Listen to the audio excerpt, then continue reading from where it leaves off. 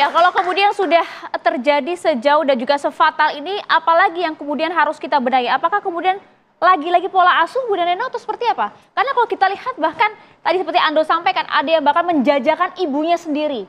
Apakah ini karena kedekatan sejak kecil bersama dengan orang tua yang merawat, ini juga berpengaruh? Iya, kita terima kasih kepada netizen yang sudah mengemukakan hal ini ya. Terima kasih netizen. Tentu kita harus ingat bahwa negara ini punya perempuan ya sebanyak sekitar 135 atau 134 juta dan 25%-nya itu adalah anak ya. Suara perempuan, boleh tepuk tangannya suara perempuan. Dan ada anak perempuan yang sangat rentan ya terhadap kekerasan. Baru aja masuk ke HP saya bahwa diperkosa mulai umur 4 tahun oleh anak laki-laki. Dan ini sudah sering kita temukan di masyarakat sehingga kita sudah seperti kehilangan kepekaan ya. Sepertinya kita nanamnya udah terlalu lama sih Mas. Jadi kita panennya juga gila-gilaan hari ini. Secara perempuan saya mengatakan bahwa apa yang dilakukan oleh para iblis di dalam, saya sebut aja mereka. Iblis Bunda? Iya, saya sebut saja lugas, itu adalah kerja iblis ya. Jadi yang memberikan ruangnya, kemudian yang melakukannya semua itu perilaku iblis. Karena manusia nggak begitu. Gitu. Tadi kan udah disebutin ya, mungkin teman-teman semua juga udah tahu bahwa bahkan ada kalimat yang bunyinya seperti ini. Sebenarnya nggak tega ngomongnya, tapi gini, yang paling nggak boleh dalam agama itu adalah katakan berhubungan intim ya dengan ibu, gitu ya. Tapi justru di situ dikatakan itu yang paling menarik, paling sebutannya tuh mungkin kalau delicious ya gitu ya. Jadi itu menurut saya itu bukan hanya penyimpangan ya, tapi itu sudah merupakan tindakan yang memang gini ya. Kita bilang kita ini 70 juta itu adalah anak di bawah 15 tahun. 70 juta di Indonesia ini.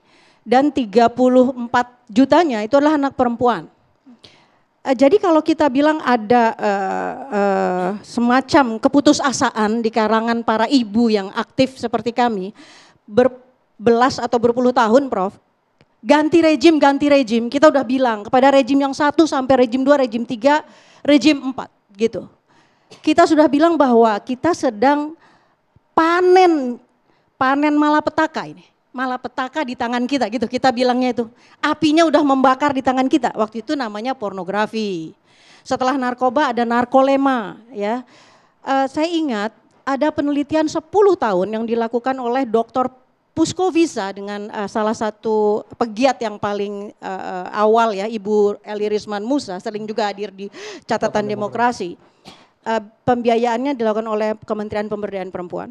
Tapi itu tidak menjadi minat bagi para pemegang kebijakan. Dalam hal ini saya mengatakan kalau kita melihat hanya dari sisi tadi, saya setuju Mas Reza katakan, udah nggak usah ini hukum aja, itu nggak menyelesaikan juga. Karena ada akar masalahnya. Akar masalahnya adalah bagaimana mindset negara ini, bagaimana mindset penguasa melihat anak-anak bangsanya sebagai calon penduduk masa depan. Yang boleh saya katakan dititipkan ya. Kan kita bilang bahwa anak kita dititipkan secara agama, mohon maaf, dari NU, dari Muhammadiyah, Persis semuanya mereka mendapat pelajaran agama. Oke. Lalu kita juga tahu bahwa mereka melewati jenjang. Teman-teman di mahasiswa di sini sudah melewati masa ya. Tapi sekarang saya mau tanya, siapa yang peduli kepada calon-calon ayah dan calon-calon ibu yang harus mendidik anak-anak mereka besok supaya bisa melesatkan anak panah itu. Artinya apa? Kalau memang serius, sekarang Pak Prabowo, para menteri, pendidikan kah, agama, semuanya sama-sama duduk kayak kita hari ini. Lalu lihat inti masalahnya bukan Bareskrim yang nanganin, bukan. Ini bukan masalahnya Bareskrim, ini soal bagaimana mindset penguasa, bagaimana mindset kita melihat struktur karakter bangsa kita. Bagaimana pembangunan anak manusia ini mau diapain, harus ada strateginya. Kalau anak-anak, oke, dididik di sekolah. Orang tuanya harus ada. Dari dulu kita bilang harus ada gerakan untuk mendidik calon ayah dan ibu. Dicegat waktu kapan? Waktu SMA. Kan udah mulai secara seksual tertarik sama lawan jenis udah mulai dari SD. Tapi bagaimana mereka bisa tahu ya, kalau mereka itu sudah jadi istri dan sudah jadi suami dan apalagi punya anak, boleh nggak ya anak mereka melihat mereka dengan pakaian yang tidak pantas di rumah? Terbuka auratnya. Boleh nggak ya? Dan apa yang harus dilakukan ketika seorang anak tidak sengaja melihat ayah dan ibunya berhubungan? Bisa nggak ya negara ini punya perhatian pada hal-hal yang dianggap remeh seperti itu, tapi akibatnya besar sekali. Karena sebagian besar dari pelaku-pelaku penyimpangan itu punya masa lalu atau track record yang pasti orang ahli-ahli ini sudah banyak referensinya. Ditambah pengaruh ini Bunda. Ya. Ditambah pengaruh ini. Ditambah dengan pengaruh tidak adanya kebijakan yang melindungi tadi 70 juta anak-anak calon pemimpin bangsa. Jadi kita ini bangkrut besar-besaran. Secara moral kita bangkrut besar-besaran. Ini kan harusnya ya, kalau ada ibu, kalau ada negara ya yang turun tangan, bukan begini loh. Kalau ada anak nakal kirim militer, itu juga, itu kriteria nakal itu saja sudah nggak boleh ada. Nggak ada anak yang nakal, yang ada anak yang cerdas, yang belum bertemu dengan minat utamanya kan gitu. Jangan apa-apa nanti jadinya anak lagi hebat-hebatnya, pikirannya lagi kreatifnya dibilang nakal. Lalu kriteria nakal itu sendiri nggak jelas. Gini, maksud saya kita harus mendidik ulang para calon ayah dan ibu. Apakah mau bikin badan, apakah mau bikin lembaga, apa mau bikin kementerian, tapi urus anak dan remaja dalam pengasuhan. Dalam pengasuhan. Sehingga gimana caranya ngomong sama anak kita, gimana caranya tahu bahwa dia tuh udah punya rasa seksualitasnya. Kalau bahasa Kiai Holil tamyiz ya, sudah mimpi basah. Itu kan nggak tertanganin, akil balik gitu. Tapi yang lebih lagi adalah ketika kita harus menyerahkan persoalan genting ini hanya sebatas yaitu tadi Bareskrim saja, nggak bisa. Ini harus ada satu pemikiran, pohon besar itu harus dilihat akarnya, nggak bisa cuma diurus di rantingnya. Kita nggak akan pernah kelar, nggak akan pernah kelar. Jadi kita ini selalu menjadikan ekonomi panglima, politik panglima. Nggak ada yang punya perhatian pada bagaimana seorang anak dan dari kecil sampai remaja itu bisa menjadi anak yang aman, selamat, terlindungi oleh orang tuanya gitu. Sekarang gini nih Mas, banyak sekolah-sekolah yang nganggur kalau siang, kalau udah sore, udah malam. Kalaulah negara mau ikut turut tangan ya, master parenting itu banyak. Saya memulainya 30 tahun yang lalu nggak ada. Sekarang nggak ada orang nggak bunyi parenting. Tapi kita tuh terseok-seok, apa yang kita ketahui para neuroparenter mengatakan bahwa semuanya tuh ada di sini, konstelasinya di sini. Kalau kita ngomong begini sama anak kita jatuhnya begini. Tapi itu tuh hanya ada di antara kita saja. Para pemegang kebijakan nggak pernah tahu hal itu. Ya, jadi urusan mendidik anak di rumah itu dianggap sepele. Padahal itu bukan hal sepele. Dia harus punya badan atau dia bahkan harus punya kementerian sendiri gitu. Bunda, tapi tadi Anda sampaikan bahwa saat ini kita sedang bangkrut secara moral. Ini cukup luar biasa juga. Pak Kiai, Anda sepakat dengan hal ini? Ya, saya pikir ada dua hal yang kita perlu soroti. Pertama, persoalan di media sosial ya. Yang kita ini tak punya batasan. Kita minta ada pembatasan terhadap pengguna media sosial buat anak-anak kita. Nyatanya kan nggak bisa efektif. Anak-anak kita nggak bisa lepas dari situ, bahkan mungkin kita sekarang bukan hanya defisit persoalan moral, tapi bukan soal keilmuan. Anak-anak kita nggak tahu mana ilmu yang benar, mana yang tidak dengan informasi yang tidak jelas ini. Yang kedua, anak-anak kita yang kita lahirkan menjadi karakter orang lain. Menjadi karakter dari yang tak terbina dari kita. Kalau secara defisit, saya pikir defisit dalam hal ini, kita tidak punya kedaulatan dalam media sosial dan di media juga kita tidak punya kedaulatan. Yang kedua soal moral, saya pikir berkaitan dengan perilaku ya. Di dalam kerangka yang kami yakini di dalam ajaran Islam itu kan harus menjaga keturunan, namanya hifdzun nasl. Jadi keturunan harus dipelihara oleh kita. Bedanya manusia dengan hewan itu karena ada letak originalitas tentang keturunan. Dan kita tidak boleh menikah dengan yang sedarah, ya mahram, inbreeding ya. Jadi kita harus outbreeding. Dan ternyata ini mungkin kalau secara ajaran ya memang tidak boleh kita lakukan secara ajaran Islam itu kita dengan orang tua, kepada ibu, kemudian kepada anak. Hurimat alaikum ummahatukum wa banatukum wa akhawatukum gitu. Kepada saudaranya, ammatukum, kepada bibinya. Itu dalam kerangka memang kita menjaga kehormatan di dalam keluarga itu. Makanya kalau Imam Ahmad bin Hambal itu memberikan hukuman pidananya kepada penzina. Orang yang menzinai mahramnya, yang sedara itu, yang incest itu adalah lebih berat daripada zina biasa. Kalau zina biasa mungkin diranjam kalau orang nggak punya pasangan. Kalau punya pasangan dihad, kalau tidak punya pasangan, kalau punya pasangan dirajam sampai mati. Tapi ketika dia incest maka langsung dibunuh kata Imam Ahmad itu saking jijiknya, beratnya. Kenapa? Dia telah menghancurkan tentang tatanan bagaimana dia menyalurkan seksualnya itu, kemudian menjaga kehormatan keluarga tidak tercapai di situ. Dan kalau ini sudah terjadi kepada kita, apalagi tadi menganggap biasa. Tadi kan secara psikologi yang saya pernah membaca itu, orang yang ketika awalnya mungkin merasa salah, ketika terus-menerus banyak temannya, lama-lama kan merasa benar dia. Dan kalau kita tidak bersuara, tidak diviralkan oleh kita, malah kita yang dianggap tidak waras kan. Mereka yang merasa waras seperti itu. Nah, menjaga kewarasan baik secara moral maupun secara nilai, kita perlu terus bersuara. Saya ucapkan terima kasih pada Jatan Demokrasi ini yang mau mengangkat ini ya. Saya secara pribadi ketika datang ke sini, saya pikir ya kita berdakwah saja di sini. Ini nggak ada yang kontra antara kita pro semua marah dan jengkel ya. Dan kita merasa sedih kenapa kebijakan-kebijakan kita ini yang sifatnya moral seperti ini harus teriak dari kita gitu loh. Harus kita viralkan dulu, harus kita berbicara yang keras dulu baru ada tanggapan. Dan mungkin kita bisa minta nanti pertanggungjawaban kepada Menteri Pendidikan. Ini mungkin nggak disinggung kan, Menteri Agama. Kenapa ini bisa terjadi? Ini kan proses panjang sebenarnya. Harus menjadi kebijakan kita. Jangan sampai hal yang seperti ini menjadi biasa di tengah-tengah kita, kemudian menjadi perilaku yang biasa, dan bahayanya adalah ya bangsa kita nggak punya karakter apa-apa. Ketika nggak punya karakter apa-apa, maka nanti ya tinggal tadi dipanen 5 tahun, 10 tahun yang akan datang menjadi bangsa yang tak punya karakter. Dari sisi agama Pak Kiai, mereka tidak tahu ajaran itu, mereka tidak tahu batasannya, atau tidak takut dengan neraka juga bahkan mungkin. Ya, mungkin dia nggak ngerti kalau ada neraka barangkali. Karena memang mulai kecil nggak pernah diajarkan agama. Sekarang coba dari orang yang bisa baca Al-Quran itu nggak sampai lebih dari 50% orang yang bisa baca Quran.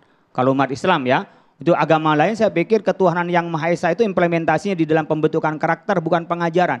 Ini kan persoalan sekarang pendidikan itu menjadi pengajaran. Dan pengajaran itu hanya lebih pada ilmu pengetahuan. Padahal pendidikan itu lebih pada karakter sebenarnya. Jadi punya ilmu setinggi apapun ketika tak punya karakter, maka ilmu itu hanya menjadi sebuah kejahatan.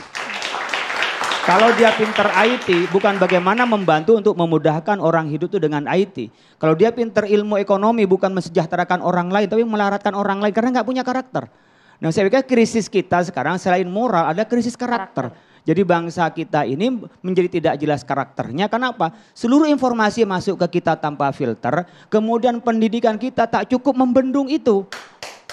Apalagi ketika regulasi itu tidak lagi bisa membendung. Makanya regulasi kita ditekan oleh pihak luar yang punya kepentingan. Kemudian kita dengan menyerah karena kepentingan tadi menjadi panglimanya adalah ekonomi bukan karakter kita. Bisa enggak kita ini membusungkan dada kita demi menjaga kedaulatan tentang moral kita, kedaulatan tentang bagaimana norma-norma kita di masyarakat untuk kita tegakkan. Nah kalau ini terus jalan dan dibiarkan kita enggak bersuara dari masyarakat atau mungkin dianggap masyarakat yang kita ngomong seperti ini dianggap gaduh, dianggap bikin masalah, dianggap ini orang yang oposan. Padahal kita karena sayang terhadap negara. Karena sayang kepada bangsa ini, tapi kita dimusuhi karena kita bersuara. Sementara pemangku kebijakan ini tidak punya sensitivitas di dalam bagaimana membentuk moral kita. Nah ini yang menurut saya kita perlu bersama-sama, jangan berhenti kita bersuara. Karena ketika yang waras berhenti bersuara, maka yang bersuara adalah orang-orang yang nggak waras. Dan kebenaran menjadi menyeluruh di tengah-tengah kita ini. Saya pikir kita sekarang nih malam ini menggugah pada kesadaran kita, ternyata di tengah-tengah kita, anak-anak kita, bangsa kita, itu sudah menganggap biasa terhadap penyimpangan dan dianggap di ruang publik menjadi biasa untuk menyampaikan hal yang tidak waras itu. Iya, terkait dengan pembangunan karakter. Tadi kan pembangunan karakter itu ada yang dididik di sekolah, ada yang di pesantren, ada di ruang-ruang ibadah. Tapi jangan lupa, waktu yang terbanyak itu pembangunan karakter itu di sini. Kalau katakanlah seorang santri belajar di pesantrennya Kiai Mukhlis, Khalil Nafis. Itu katakanlah 2 jam, 3 jam dia belajar dengan tekun. Tapi setelah itu dia di luar beberapa jam, 5 jam, 10 jam dengan ini. Dan ini tidak ada kontrol. Dan tata nilai juga tidak ada di sini. Kira-kira akan lebih banyak berpengaruh yang ada dari pesantrennya atau yang berpengaruh dari sini. Ini tidak hanya untuk anak-anak, termasuk untuk orang tua. Karena yang terpengaruh oleh gadget itu tidak hanya anak-anak. Walaupun anak-anak iya, bahkan anak-anak kadang-kadang masih ada pembimbingnya, orang tuanya. Tapi kalau orang tua, orang dewasa. Dan kita lihat sekarang tadi, kecenderungan orang ketika dia punya penyimpangan, itu merasa nggak ada penyimpangan lagi ketika ketemu dengan banyak temannya. Jadi LGBT itu merasa menganggap bahwa dirinya itu sesuatu yang normal-normal saja karena temannya banyak. Bahkan dibenarkan oleh kelompok-kelompoknya oleh media sosial. Oleh karena itu ini tidak bisa tidak mau negara juga harus punya peran selain orang tua. Makanya kalau di Undang-Undang ITE itu tadi kan saya sebut bahwa di pasal 40 ayat 2A itu pemerintah wajib untuk mencegah. Tapi kemudian 40 ayat 2B-nya pemerintah itu diberi kewenangan. Diberi kewenangan untuk apa? Untuk memutus akses atau namanya memblokir. Terhadap apa? Terhadap konten-konten yang melanggar hukum. Kalau yang wajib tadi adalah melanggar perundang-undangan, itu harus ditutup. Yang kewenangannya terhadap hukum. Hukum itu apa? Lebih luas daripada perundang-undangan. Hukum agama, hukum adat. Pemerintah diberi kewenangan. Tapi apakah sudah mampu dalam menyelenggarakan kewenangan-kewenangan itu? Ya kita bisa lihat sendiri. Begitu banyak hukum-hukum agama yang dilanggar, hukum-hukum adat yang dilanggar, ya kita biarkan saja. Padahal itu amanat dari Undang-Undang ITE pasal 40 ayat 2A dan 2B. Prof, kalau umpamanya pemerintah tidak melaksanakan karena ini wajib, apa langkah kita pada pemerintah, Prof? Ini kan kita perlu menagih lah sebagai rakyat. Pemerintah mungkin tidak mampu karena apa? Tadi tidak punya digital sovereignty tadi. Maka harus buat regulasi yang memperkuat digital sovereignty. Salah satunya, ini sekarang menjadi tren ya. Bukan hanya di negara-negara seperti dulu kan RRC yang dianggap sebagai negara yang memalukan karena mengatur begitu ketatnya. Tapi ternyata RRC itu diikuti oleh Uni Eropa. Sekarang Uni Eropa diikuti oleh Amerika. Hari Senin kemarin Amerika mengumumkan sebuah undang-undang revenge porn, porno untuk pembalasan yang disebut sebagai undang-undang terbaru. Itu dulu nggak pernah ada. Dan itu sekarang mereka terpengaruh bahwa memang dunia digital ini tidak bisa dibiarkan. Dulu Amerika 20 tahun yang lalu membebaskan, kita belajarnya ke Amerika tapi 20 tahun yang lalu. Sekarang Amerika sekarang ini ketat. Kita baru punya undang-undang ITE. Di negara-negara lain yang diatur itu bukan ITE. Kalau ITE itu kan yang dimintai tanggung jawab kan personal. Orangnya yang dimintai pertanggungjawaban. Tapi di beberapa negara yang dimintai pertanggungjawaban adalah korporasinya. Jadi korporasinya yang harus dikenakan sebagai sanksi. Sanksi untuk didenda, sanksi untuk kemudian tidak boleh beredar di sini dan sebagainya. Kita belum. Boleh saya tambahkan ya? Singkat boleh. 93 sampai 94 juta keluarga yang ada di Indonesia. Bangkit. Ini 20 Mei, ini hari kebangkitan. Maka keluarga-keluarga Indonesia harus bangkit, harus maju bersama-sama. Dan bapak-bapak RT, bapak RW, bapak lurah, semua pemegang pemangku bekerja sama semua dengan masyarakat dari setiap rumah untuk apa? Untuk bersama-sama melakukan kontrol sosial bersama-sama. Kalau memang negara belum bisa menangani, maka kita yang harus menyelamatkan anak kita sendiri gitu. Misalnya gini, misalnya satu RT, maka dia sudah sepakat. Kami tidak menonton acara di mana di situ ya kesepakatan RT aja. Bahwa di situ ada orang yang kita indikasikan ciri-cirinya memang memiliki kelainan, misalnya atau LGBT, itu boleh bikin kesepakatan seperti itu agar nanti diviralkan bahwa RT kami tidak menonton acara ini karena di sana ada kebanci-bancianan, ada LGBT atau ada unsur-unsur kelainan seks. Itu artinya kita bangkit bersama-sama. Ingat ya, 94 juta kepala keluarga atau keluarga Indonesia itu mampu untuk membantu pemerintah. Tantangan berat, kesadaran dari diri sendiri, nanti kita libatkan mahasiswa di zaman era digital saat ini, jelas terpaparnya lebih mudah ya Prof ya? Lebih mudah. Dari gadget masing-masing kawan-kawan. Nanti tanyakan langsung kepada narasumber, sesaat lagi hanya di Carta Demokrasi pemirsa.